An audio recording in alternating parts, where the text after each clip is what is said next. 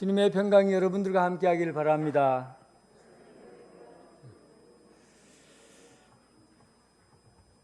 어릴 때 저는 별을 참 좋아했습니다. 마루를 깔고 온통 산으로 둘러싸여 있어서 불빛 하나 없는 마을이니까 별빛이 가장 밝아요. 하늘에서 쏟아져 내리는 별을 보고 있으면 내 인생에 뭔가가 될 것 같은 그런 느낌이 들어요.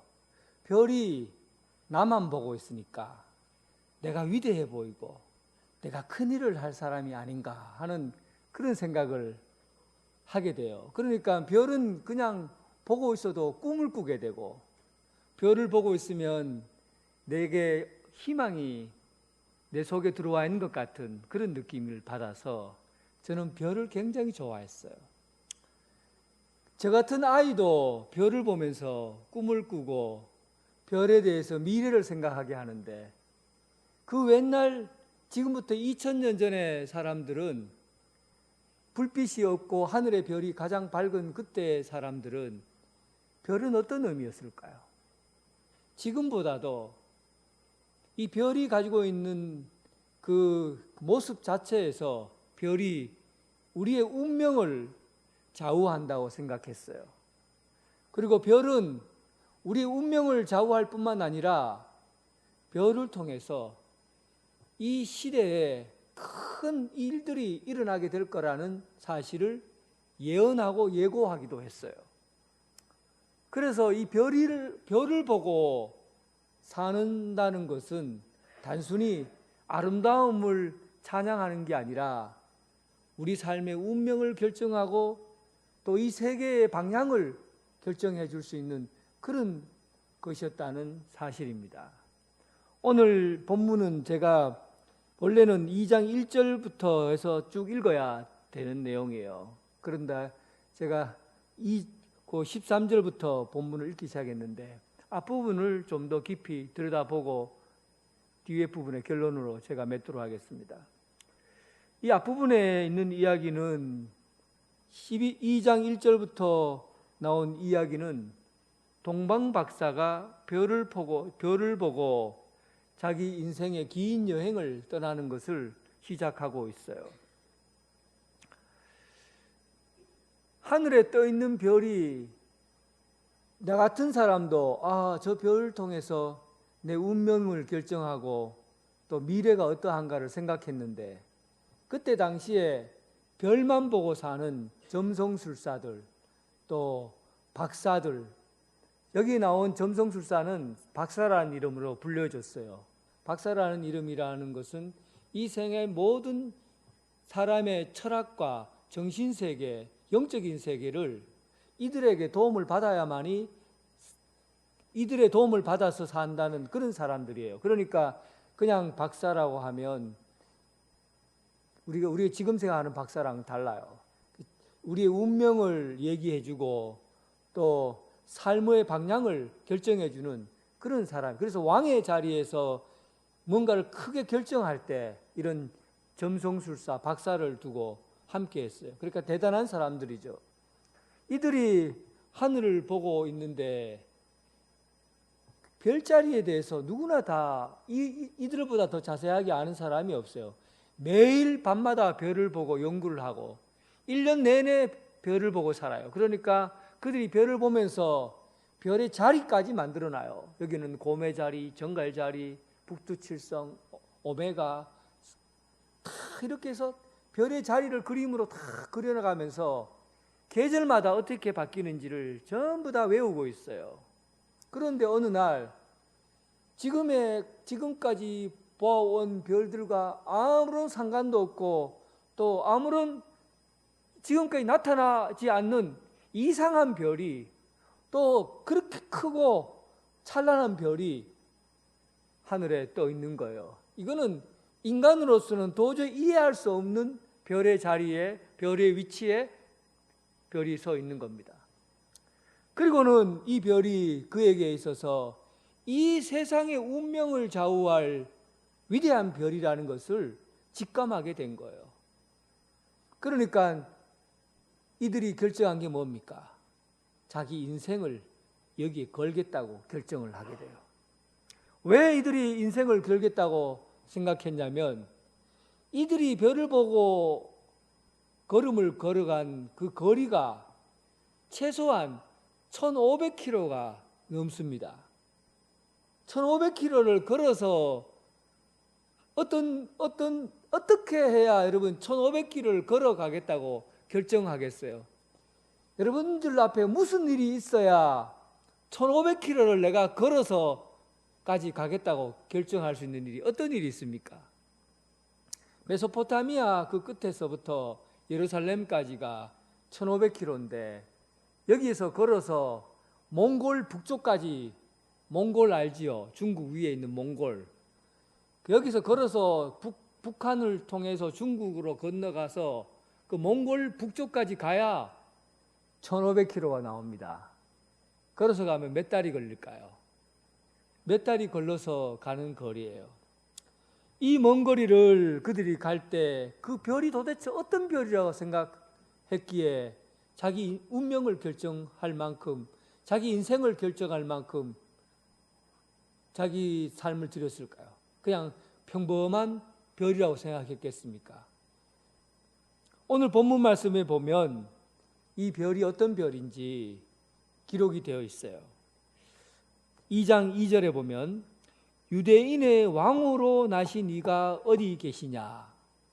이 별이 어떤 별이라는 겁니까? 유대인의 왕이라는 별이에요.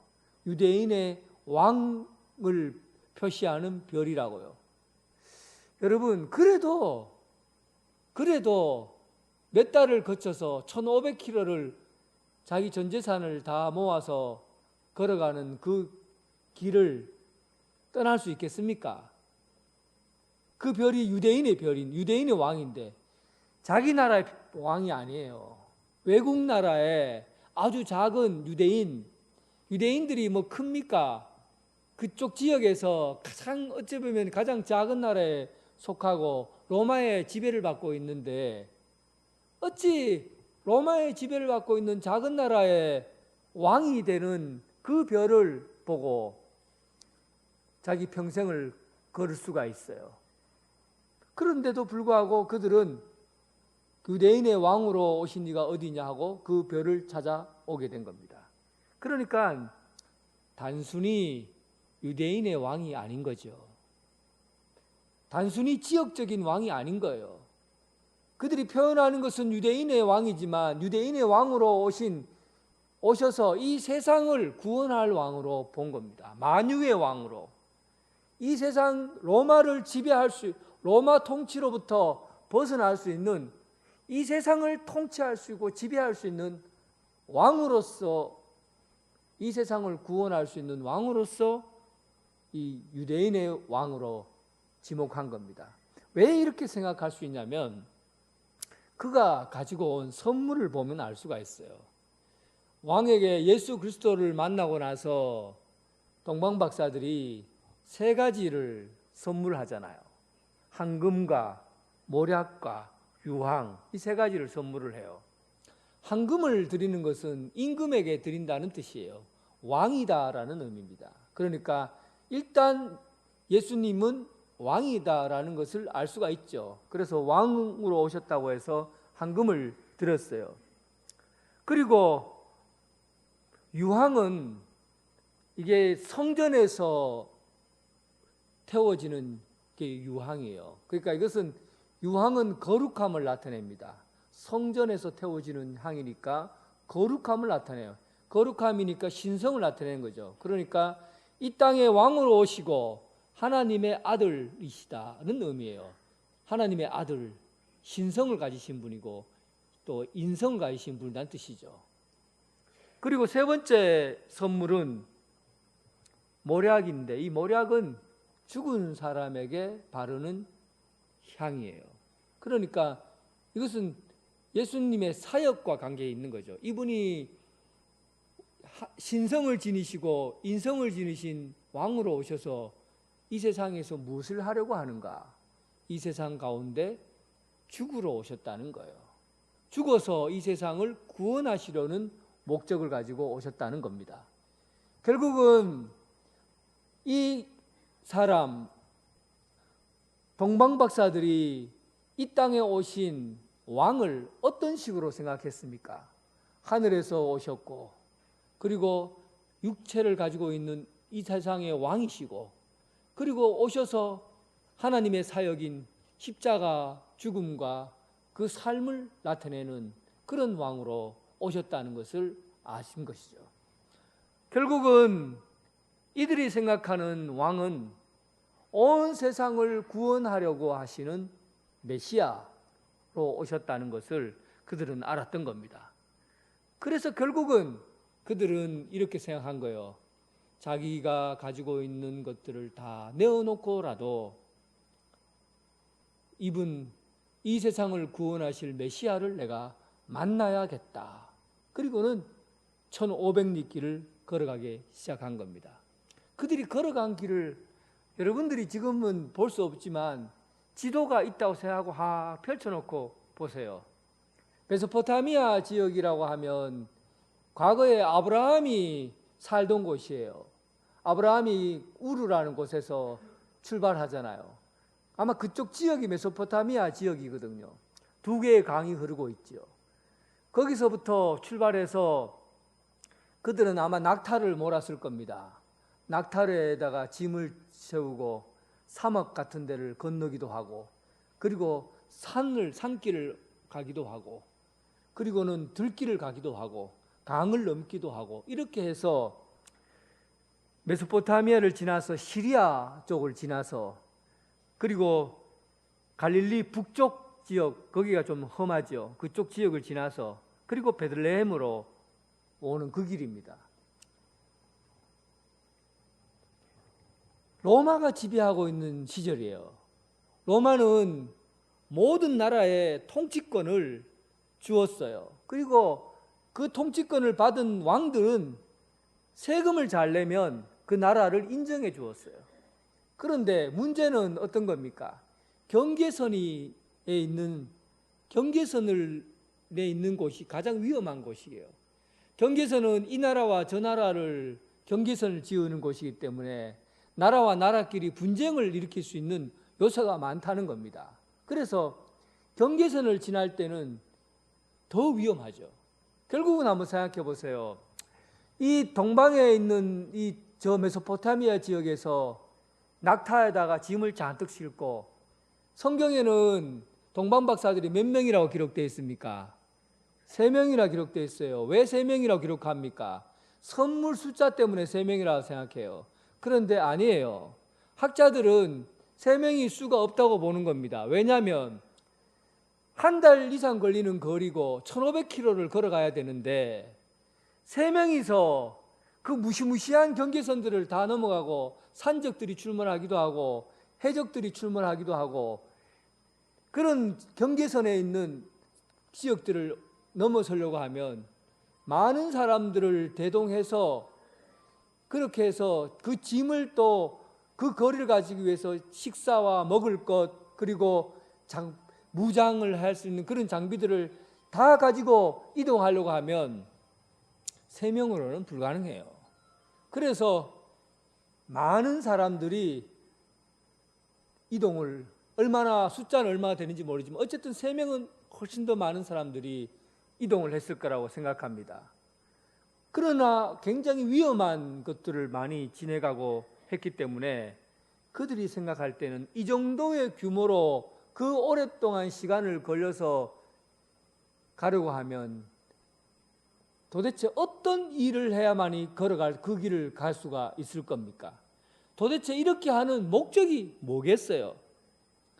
이렇게 목숨을 내놓고 그 1500리 길을 걸어가는 그 이유가 뭐겠습니까?